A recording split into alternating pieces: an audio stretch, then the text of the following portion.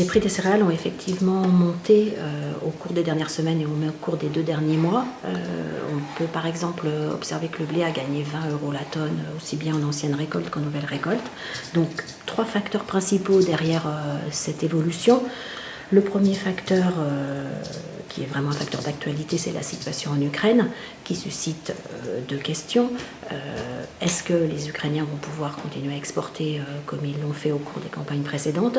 Et quel sera l'impact des événements politiques actuels sur la production de l'Ukraine?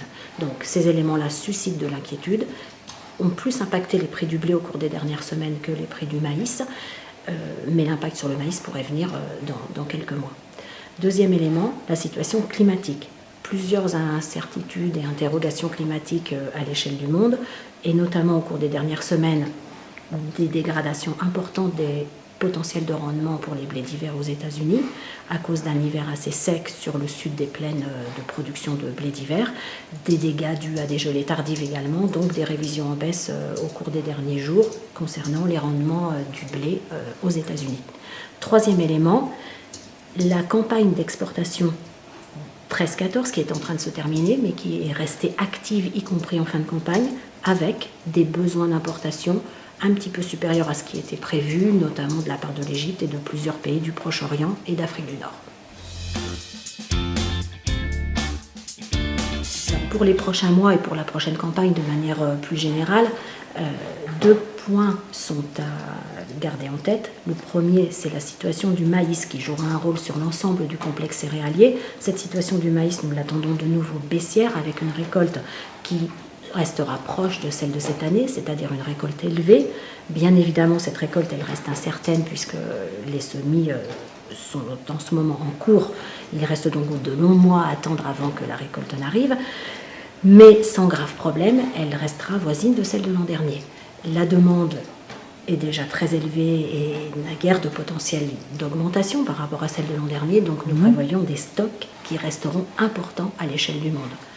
Des stocks de maïs qui seront de nature à empêcher les prix du maïs de monter et probablement à encore faire baisser les prix du maïs.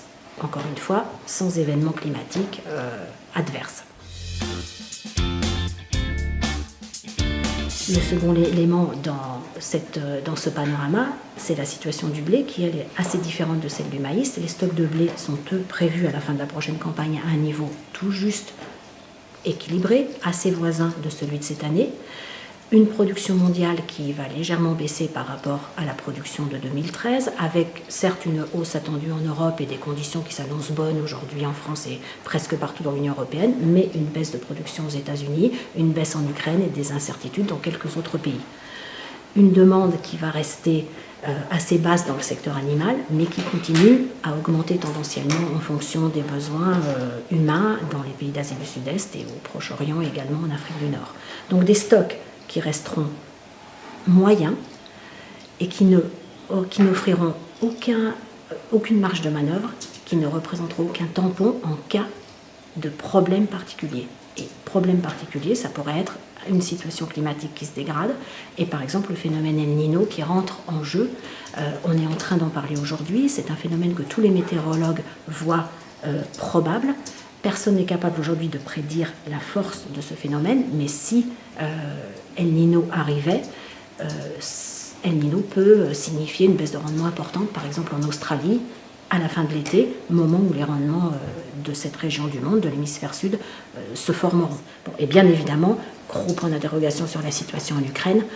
Si la mer Noire exporte beaucoup moins que l'an passé, à cause de tensions qui continueraient de s'accroître, cet élément-là serait très haussier pour le prix de l'ensemble des céréales, mais surtout pour le prix du blé.